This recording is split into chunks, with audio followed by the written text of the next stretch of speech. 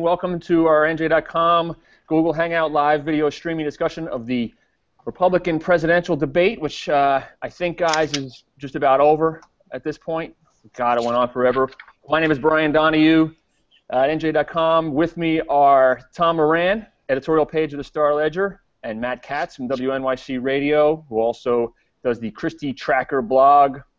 Welcome, guys. Thanks for joining me. Glad to be here, Brian. Thanks, Brian. This is fun. So, Matt, I'm going to go to you first. Do you have any sense from within the Christie camp about how they think he did last night? They think he did exactly as they had hoped and maybe even exceeded expectations. They wanted to see the happy warrior last night, and that's exactly what they got.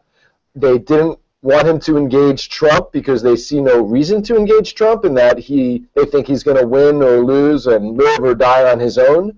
The moderators tried to get him to grapple with him. They never did go after each other. Instead, Christie, you saw a little Christie fighting him going against Carly at one point, a little nudge to Carly that, hey, don't interrupt me. So you saw the fighter, but he didn't get into any scraps that will make him vulnerable, and that's really specifically a scrap with Trump. And plus, topics he didn't want to talk about, like Bridgegate or the chairman's flight, he didn't get into. He didn't really have to defend the New Jersey economy, even though Carly seemed to hint at that at one point, and he got to talk about September 11th, terrorism, and all the things that are sort of in his wheelhouse. So very pleased they were with his performance. He did a victory lap this morning, did 4 national TV interviews. Not that this is going to make any difference in his 1%, 2%, 3% standings in the polls, but they're as happy as they can be given the situation.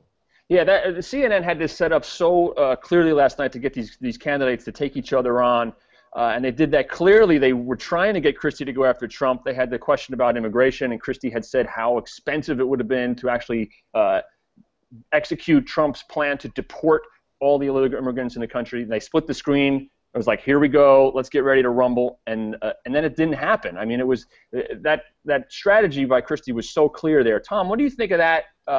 Why when some of the candidates were clearly going after Trump last night, is Christie choosing that happy warrior strategy and staying clear of Trump?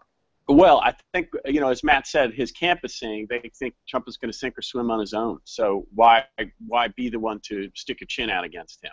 Because it's also dangerous, as Rick Perry, the ex-candidate, can tell you to go after Trump. He might hit you back. And I suppose that's why. I mean, I thought Christie had a good night, but let's say this doubles his support. That goes from 1% to 2%. So I don't think it changes the dynamic of the race one bit. But his performance was good. When they tried to set up him and his conflict with Ben Carson, remember that moment? They said, Ben Carson, you say politicians just hold their finger up in the air and do what the polls tell them. And Chris-Christie, is he talking about you? And the governor said, I don't think Ben's referring to me. And he got a good laugh out of that. And then he, turned it to his advantage. I thought he had a couple of good moments like that. But and I also think, even though it didn't probably score a lot of points, he's absolutely right about the deportation thing. When he said 15,000 people a day over a 2-year period would have to be deported in order to fulfill Trump's dream to, deport all 11 million undocumented. That's pretty staggering. You think about the effort that would take. It's hard to, you imagine going through cities like Newark. They'd have to send massive troops through the Ironbound to scoop up undocumented people and then hold them in a detention cell, have a legal hearing for them, 15,000 a day for 2 years. I thought it was a very good point of Christie's strong suit. But didn't he back off on that? He sort of didn't seem to go after Trump too hard on that. He seemed to. It's true. Yeah, he seemed to like a little jab and then back off. And I was curious about that. Maybe it fits into what you were saying, Matt, that they didn't want him to be the one to really confront Trump. Well, they wanted to draw a contrast, and that he did. I mean, they're not. He's not looking to buddy up to him.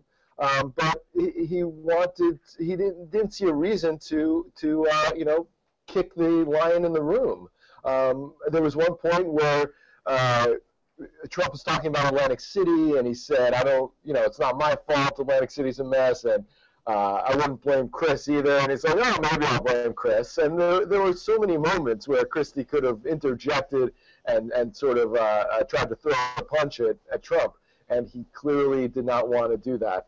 And it makes total sense to me at this point. I mean, nobody has successfully fought Trump and won yet. And maybe Carly Fiorina did that last night, but we'll wait and see. You know, can I make one other point here, Brian? Sure. The bigger problem for Christie is not, he's good at this kind of thing. He's even better in town halls. I mean, I don't think there's any question about that. The bigger problem for him is, you know, there's no real theme to his campaign. What is it that Christie wants to do with America? It's hard to answer that question. He started out saying, I'm the guy who will cut bipartisan deals. I'm the adult in the room, and that's leadership. He dropped that. He went on to air TV commercials about how tough he's going to be in foreign policy, where he has no qualifications whatsoever.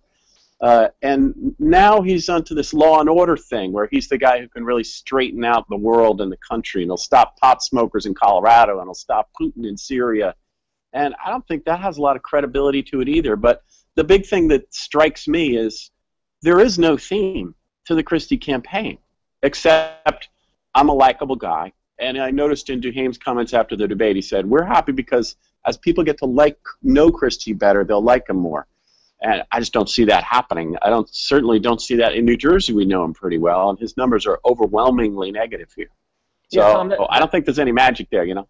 That raises another thing that I wanted to talk about, which is immediately after the debate, one of the CNN commentators said, holy moly, the analyst afterwards said, Christie came off as such a conservative. Who knew he was such a conservative? And that struck me. I mean, we've seen that because we follow this every day. We've seen this march just sort of inching to the right as he's campaigned. But I think it was really much more apparent, like he said last night, you know, the anti-marijuana stance and the abortion comments. He had really strong comments about abortion. And so that was not where we expected to see him at this point in this campaign, right? He was going to run as the moderate compromise guy to be on a wholly different track. Has he yeah, then again, yeah, I think he's all over the map. Again, something I give him a lot of credit for is his plan on Social Security to, you know, phase out the benefits for people earning over $200,000 and cut them out at that point. And that took some real guts to take on, and you know, that seems to have disappeared now too. He mentioned it briefly, but you know, who is he? Is he this guy now? He's running around as it's about abortion and guns now to him. I mean, I don't get it. The red meat he threw on abortion, that Hillary Clinton supports the systematic murder of babies in the womb, was a dramatic comment and out of character from anything I've ever heard him talk about in terms of abortion. And that was a clear attack to the right. And you wonder if it wasn't for Bridgegate, you wonder if he hadn't been so politically damaged by the scandals in 2014, if he would have been able to come out in 2015. You know, he would have had to, you know, move a little right in a Republican primary.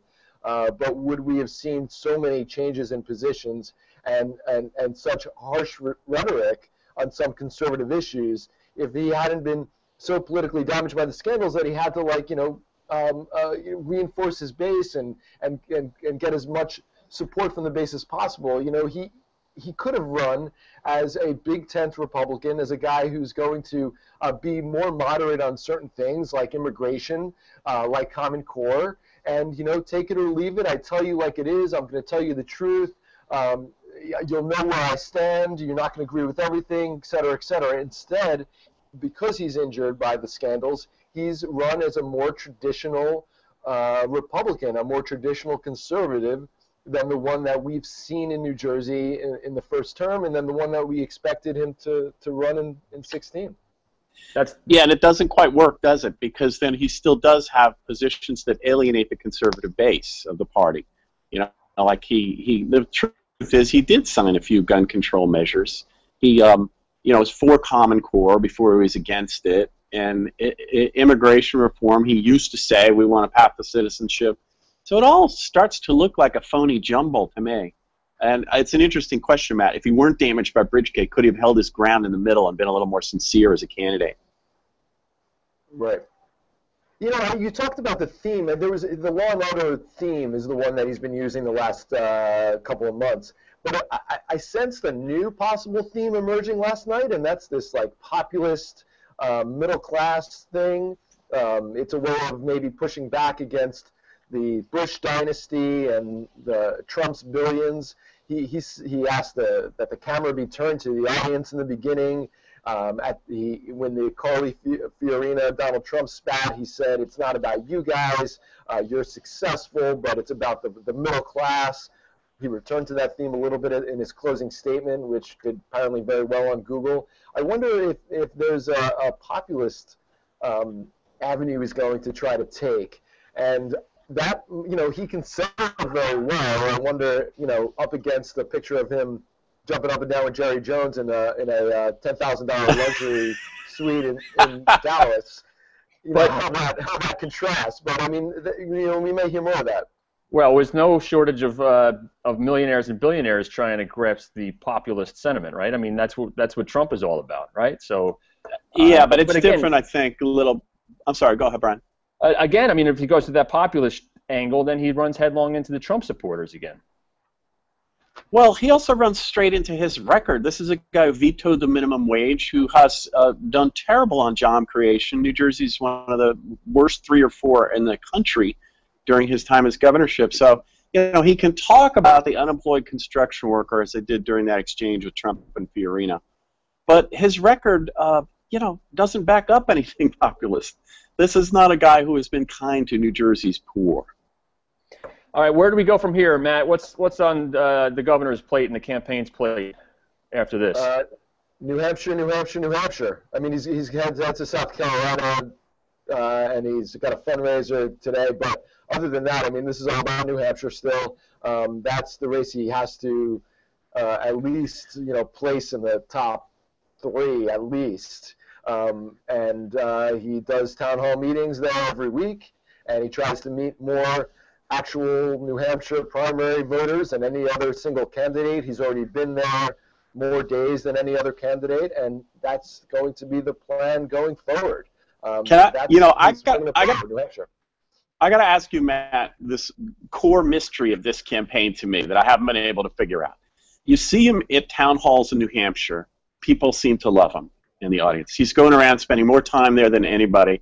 His polls don't budge. He's down in the basement. What explains that? You know, you talk to people, they're won over. They're like, I'm voting for him when they leave. I don't know. Doesn't make any sense. He must be. Well, do you think? You know, they say, you know, they point to his people point to the favorables, his favorable ratings, and say they've gone up, and in New Hampshire, and that is a precursor to good poll numbers. So maybe the field is so crowded that, you know, things haven't shook out yet, and they say 90% of the people won't decide until the final month before the election. So they're hoping these favorable ratings are a precursor to real support once the field starts to maybe narrow a little bit. Yeah, I've heard them say that, but why are people saying I prefer the other candidates, though? You know, I've heard that argument. The favorabilities are up. People don't decide to the end, so he's in a good, okay spot. Yeah. All right, you guys, we're going to wrap this up here. Now, they're saying we want Trump, we want Bush, we want... Tom, sorry to cut you off. We're running out of time here, man. Yeah. So, I got spotty reception down there, too. All right, is there another time we can talk? There is another time, in fact. So check this out. The 3 of us will all be live on stage next week at the Blaustein School of Planning and Public Policy on the Rutgers campus, and you can tune in for a live video stream of that event. That's 7 p.m. Thursday, September 24th. The 3 of us will be on stage, not just talking about the campaign. We'll be talking about all things Christie, the state of affairs in New Jersey, the top issues facing New Jersey, all things Christie, the campaign for president, and who's going to be the next governor. We'll start talking about that. And that's live on stage at the Blaustein School. That's a sold-out event, but you can catch the live stream here 7 p.m. Thursday. You know, also, to see that, go to NJ.com/askmoran to get more details on that, and you can watch it there. You guys, thanks a lot. This has been awesome, and we'll do it again soon. Okay, Brian. Sweet, Brian. Thanks. Later, Matt. Later.